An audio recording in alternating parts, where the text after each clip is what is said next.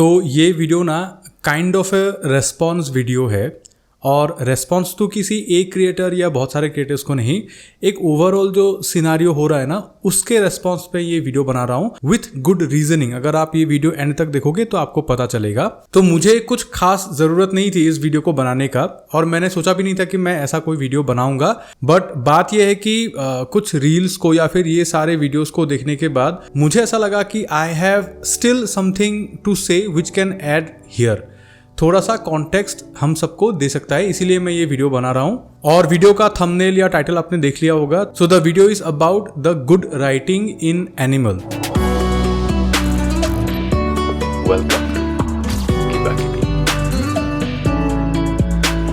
अब ये video animal movie को डिफेंड करने के लिए नहीं है। एनिमल मूवी में बहुत सारे प्रॉब्लमेटिक थिंग्स है, बहुत सारे प्रॉब्लमेटिक चीज़ें दिखाई गई है। वो अच्छी मूवी है, बुरी मूवी है, उन सब के बारे में मैं डिस्कस नहीं करूंगा। मॉरली कितनी करेक्ट है, मॉरली कितनी इनकरेक्ट है, लेकिन कुछ चीज़ें हैं जिनको मैं अपने हिसाब से जो मैंने देखा उसको मैं क्लैरिफाई करने की कोशिश करूंगा इस वीडियो से। और अगर आप मेरे वीडियोस को पहले से देखते हो तो आपको मालूम है कि मैंने जैक स्नाइडर के ऊपर भी एक वीडियो बनाया था जब उन्होंने Justice League Jack Snyder's cut को रिलीज किया था, और उस वीडियो में भी मैंने बोला था कि we should support that movie. और उस वीडियो में मैंने ऐसा भी बोला था कि जैक स्नाइडर मेरे फेवरेट डायरेक्टर्स नहीं है। इनफैक्ट मुझे उनकी स्टोरी टेलिंग उतनी अच्छी लगती भी नहीं है, बट फिर भी मैंने उस मूवी के उनके सपोर्ट में मैंने वो वीडियो बनाया था। अगर आप उस वीडियो को देखोगे तो आपको ज़्यादा डिटेल में पता चलेगी कि मैंने कैसे बात किया था। और ये वीडियो भी ना कुछ उसी टाइप की ही एक वीडियो है। इस वीडियो में एनिमल मूवी के लिए भर भर के स्पॉयलर्स होंगी, और मैं डिस्कस करते वक्त किसी भी क्लिपिंग्स को यहाँ पे नहीं दिखाऊंगा। तो जिन लोगों ने मूवी को देखी है वही लोग इस वीडियो से रिलेट करेंगे। बट वीडियो में आगे बढ़ने से पहले a big shout out to red wolf for their new Naruto collection on their website, जहाँ पे आपको मिल सकता है full sleeves jacket like this और a sleeveless one like this. और इस बार सिर्फ क्लोथिंग नहीं, they are bringing you some accessories also like this cool mug, and the collection is live on their website redwolf.in. Make sure you check the links down below in the description. Once again a big shout out to Red Wolf. तो क्या है पता है, मैंने जितने सारे shorts या reels देखे थे ना, वहाँ पे आई कैन अंडरस्टैंड कि 1 मिनट के अंदर आप बहुत कुछ बातें नहीं कर सकते हो, लेकिन जिस हिसाब से वो रील्स वायरल जा रही हैं और उन रील्स में ना सारी बातें गलत बोली गई हैं, मतलब लिटरली मिस इन्फॉर्मेशन दी गई हैं। तो उन चीज़ों के बारे में मैं थोड़ा बात करना चाहूँगा। तो फर्स्ट ऑफ ऑल, मैंने मेरे संडे वाले वीडियो में जो मैंने एनिमल के ऊपर बनाई थी, उस वाले वीडियो में मैंने 3 चीज़ों के बारे में बात करी थी कि ये मूवी मुझे काफ़ी सेटिस्फाइंग लगी, ठीक है, स्पेशली फर्स्ट हाफ।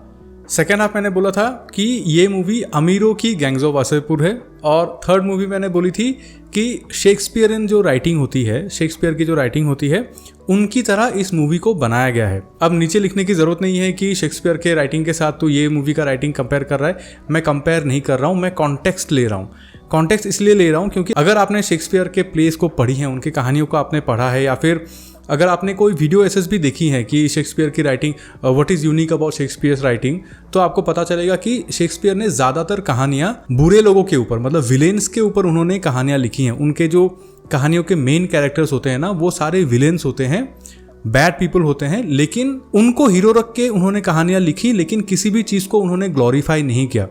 उनके कहानियों को पढ़ के, उनके कहानियों को देख के, सुन के आपको कभी वो हीरो की तरह बनने का मन नहीं करेगा, क्योंकि इट्स ऑल अबाउट कॉन्सिक्वेंसेस। और वही सेम चीज़ ना इस मूवी के राइटिंग में भी वंगा साहब ने बहुत अच्छे से किया है। तो मैंने जो बोला था कि जो फर्स्ट हाफ है वो मुझे काफ़ी सेटिस्फाइंग लगा। वो क्यों लगा पता है? क्योंकि फर्स्ट हाफ में ना हर चीज़ को एक पॉजिटिव वे में या फिर एक फोर्स की तरह दिखाया गया है। First half is without any consequences हैं, लेकिन जो लॉन्ग टर्म, मतलब कहानी में वो कैसे इम्पैक्ट करते हैं, वो सेकेंड हाफ में आता है। फर्स्ट हाफ में क्या है, अल्फा मेल वाला चीज़ दिखाया कि he is an alpha male, he thinks he is an alpha male, वो बोलना भी गलत होगा, he thinks he is an alpha male. उस चीज़ को भी मूवी के एंड में क्लैरिफाई किया गया, हम लोग एक एक करके बात करेंगे। बट एनीवे, मूवी शुरू होती है, ऐसा दिखाया जाता है कि ही इज़ अल्फा मेल। वो गन लेके कॉलेज जाता है, एरोप्लेन में रोमांस करता है, फैमिली फंक्शन में झगड़ा करता है और अपोलोजाइज भी नहीं करता बाद में। So all this things. और ये क्या है पता है, अभी जैसे हम लोग मार्वल की मूवीज, अभी कोई भी मूवीज़ देखते हैं, अभी मैं थोड़ी ना बैटमैन हूँ, लेकिन जब बैटमैन कुछ करता है तो वो मुझे देख के क्यों अच्छा लगता है, because I can never do that. Suspension of disbelief, आपको वो करने का, वो आपकी फैंटेसी है। तो first half is completely fantasy.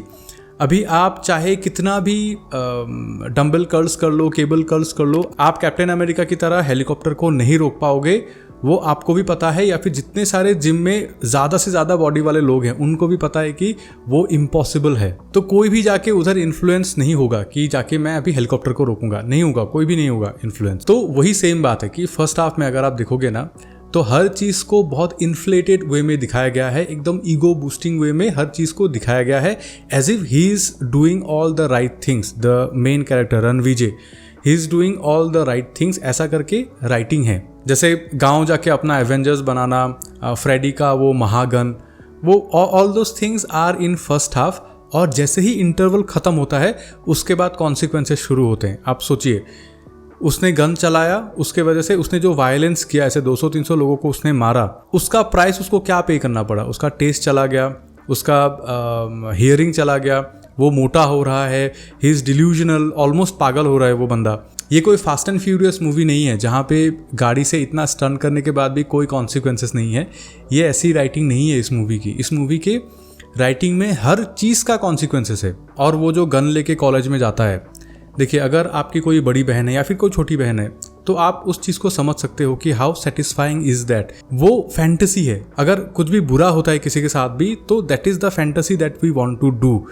और उस चीज़ का जो कॉन्सिक्वेंसेस है वो कितना खतरनाक कॉन्सिक्वेंसेस होता है उसके साथ। उसको बोर्डिंग स्कूल भेज दिया जाता है और जो ह्यूमिलेशन होता है वो तो अलग ही है। और जो मैं राइटिंग की बात कर रहा हूँ ना, अब देखिए वो गीतांजलि से प्यार करता है बचपन से, वो मूवी में क्लियरली बोला गया है। और वो गीतांजलि को कितने अच्छे से रखता है और गीतांजलि को कितना वो रेस्पेक्ट से रखता है, वो भी मूवी में गीतांजलि के थ्रू ही बताया गया।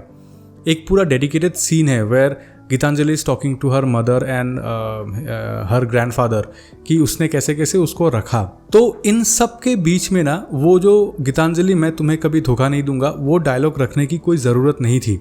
लेकिन फिर भी सोच के, समझ के, लिख के उस डायलॉग को मूवी के फर्स्ट हाफ में रखा गया है ताकि सेकेंड हाफ में जब वो बंदा कांड करता है ना, वो और भी ज़्यादा हिटिंग लगे ऑडियंसेस को। और जो एंड में जो उसका कॉन्सिक्वेंसेस आता है वो चीज़ सफल हो। जो चीज़ हम लोग को दिखाया जाता है ना स्क्रीन में, वो चीज़ सफल हो। और इनफैक्ट अभी बहुत लोग, मतलब मैंने वो रील में ही देखा कि चीटिंग को ग्लोरीफाई किया गया। बिल्कुल नहीं, चीटिंग को बिल्कुल ग्लोरीफाई नहीं किया गया, बिकॉज वो एक गंदा इंसान है।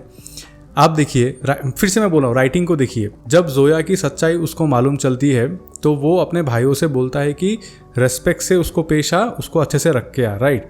और वो उस बंदे को मार भी नहीं पाता है और वो बोलता है कि मेरा जूता आके लिख कर, लेकिन वो करने से पहले वो खींच लेता है। Basically he falls in love with her, ठीक है, वो सच बात है। वो चाहे कितना भी वो कर ले, वो राइटिंग आप देखिए कि वो अपने भाइयों से बोलता है कि उसके साथ इज्जत से पेश आए, जबकि उसको मालूम था कि Zoya actually is a spy, वो मतलब एक्चुअली मोल है। लेकिन वही सेम चीज़ आप सोचिए, जब वो रेड करता है बाद में जाके बॉबी देओल के घर में, तो बॉबी देओल की जो बीवियाँ रहती है, 3 बीवी जो रहती है, those 3 are practically innocent people. उन्होंने कुछ भी नहीं किया इस पूरे कहानी में। इसीलिए इतना हार्ड हिटिंग वे में लिखा कि यहाँ पे जोया मोल है बट फिर भी वो उसको बख्श दे रहा है। लेकिन वहाँ पे वो लेडी प्रेग्नेंट है, उसको ऑलमोस्ट लेबर, मतलब उसका इमरजेंसी हो गया है, इमरजेंसी सिचुएशन हो गया है। लेकिन फिर भी वो अपने भाइयों को बोलता है कि गोली मार देना, ये तेरी भाभी नहीं अपने दुश्मन की बीवियाँ हैं। आप सब समझ रहे हो, ये जो राइटिंग है कि हर डायलॉग इज इंपॉर्टेंट। अगर आप मूवी को देखोगे ना तो कोई भी चीज़ को जस्टिफाई नहीं किया गया। Ranvijay is the villain of the movie, he is the bad guy of the movie, ऐसा ही दिखाया गया है मूवी में। इनफैक्ट जब वो गीतांजलि और उसका जो सीन चल रहा था थिएटर में ना, लोग लिटरली हंस रहे थे जब वो अपना रीजनिंग दे रहा था गीतांजलि को, लिटरली। तो आई डोंट थिंक कि किसी ने भी उस चीज़ को जस्टिफाइड समझा। सब लोग को पता था कि वो बंदा चुका है। अभी एक सीन का बहुत लोग बात कर रहे हैं कि वो जो ब्रास ट्रैप वाला, कि वो ब्रास ट्रैप से उस गीतांजलि को वो तकलीफ देता है, टॉर्चर करता है बेसिकली। लेकिन उस सीन का ही आप पे ऑफ देखिए। जैसे ही पे ऑफ होता है, ठीक है, वो गंदा काम करता है, उसका जब पे ऑफ होता है तब तक गीतांजलि ने उसको कुछ भी कंप्लेन नहीं किया था। लेकिन वहाँ पे गीतांजलि लिटरली बोलती है कि डर लगता है कि अभी और तुम क्या कर लोगे, कब रुकोगे। आप कॉन्सिक्वेंसेस देखिए हर सीन का। और अभी क्या है पता है, मैं आपको एक चीज़ बोलूँगा कि लोगों को ना हर चीज़ गलत, या लोग गलत क्यों समझ रहे हैं जो भी चीज़ को दिखाया जा रहा है, वो इसीलिए है, मतलब ये मैं जो बोलने जा रहा हूँ वो बहुत लेवल पे गलत है, मुझे पता है, तो मैं पहले ही माफ़ी मांग रहा हूँ वो चीज़ को। बट ये इसीलिए लोगों को इतना इंस्टिगेट कर रहा है, फिर इतना ट्रिगर कर रहा है, बिकॉज जो बंदा गलत काम कर रहा है ना, he is a good looking and extremely handsome guy, comes from A rich family, इसीलिए ना लोगों को इतना तकलीफ हो रहा है। आपको पता है गैंग्स ऑफ वसईपुर में ना यही सारी चीज़ें दिखाई गई थी, एग्जैक्टली यही सारी चीज़ें वहाँ पे भी। मतलब मैं अभी और क्या क्या बात करूँ, अगर आपने मूवी देखी है तो आपको पता है कि मॉरली कितनी सारे रॉन्ग चीज़ें उस मूवी में भी दिखाई गई थी। वो मूवी लोगों को फनी लग रही थी। That is the sad reality of this society, कि अगर कोई अच्छा बंदा, गुड लुकिंग बंदा कुछ करता है ना, देन हम लोग को लगता है कि वी शुड जस्टिफाई दैट। हम लोग को लगता है कि अरे वो कैसे गलत कर सकता है, या फिर उसको गलत करते हुए कैसे दिखा दिया। वही मेंटेलिटी है। एक और मूवी निकली थी हरामखोर करके। अब देखिए वो मूवी का नाम था हरामखोर, ठीक है, और उस मूवी में दिखाया गया था कि जो अपना मेन कैरेक्टर है वो कितना हरामखोर है। सेम थिंग इस मूवी का नाम है एनिमल, और इस मूवी में जो बंदा है, जो अपना मेन कैरेक्टर है, he is an animal, he is not a human being. वो पागल है बंदा, और पूरी मूवी में ना वही चीज़ दिखाया गया है। अब आप राइटिंग का जो ब्रिलियंस है ना वो देखिए कि द प्रॉब्लम इज ये मूवी विलेन के पॉइंट ऑफ व्यू से लिखा गया है। This movie is from Ranvijay's point of view. आप किसी भी और कैरेक्टर के पॉइंट ऑफ व्यू से आप देखिए, आप बहन के बारे में देखिए, उसने बहन के हस्बैंड को मार दिया तो उसके पॉइंट ऑफ व्यू से आप सोच के देखिए, बाप के पॉइंट ऑफ व्यू से आप सोच के देखिए कि वो इतना बड़ा इंडस्ट्रियलिस्ट, मतलब इंडिया का सबसे अमीर आदमी है, उसका बेटा अगर ये सब करेगा तो उसका आप सोचिए कि उसके दिमाग में क्या चल रहा है। लेकिन Ranvijay is blind, he is a bad man, उसको कुछ भी अच्छा करना नहीं है, उसको कुछ भी अच्छा सोचना नहीं है। और मूवी के एंड होने के बाद जो एंड क्रेडिट सीन आता है उसमें देखिए, अभी तक क्या था कि नैरेटिवली वो विलेन था, ठीक है, नैरेटिवली उसको विलेन दिखाया गया था। मूवी के एंड क्रेडिट में क्या होता है, जो एक्चुअल विलेन है ही हैज हिज फेस। तो कहाँ से क्या चीज़ जस्टिफाई हो गया, आप सोचिए। कुछ भी चीज़ इस मूवी में जस्टिफाइड नहीं है। जो बुरा है उसको बुरा दिखाया गया है उसको, और उसके सारे कॉन्सिक्वेंसेस भी मूवी में दिखाए गए हैं। बट जो सैड रियलिटी है, ठीक है, अभी जैसे कि मैंने बोला कि मैंने एक बड़ा वीडियो देखा, मैंने एक छोटा वीडियो देखा, या फिर काफ़ी सारे छोटे वीडियोस देखे, तो जो सैड रियलिटी है ना, वो सारे वीडियोस भी जो बातों को कर रहे हैं या फिर जो बातें दिखा रहे हैं वो भी ना कहीं पे सच है।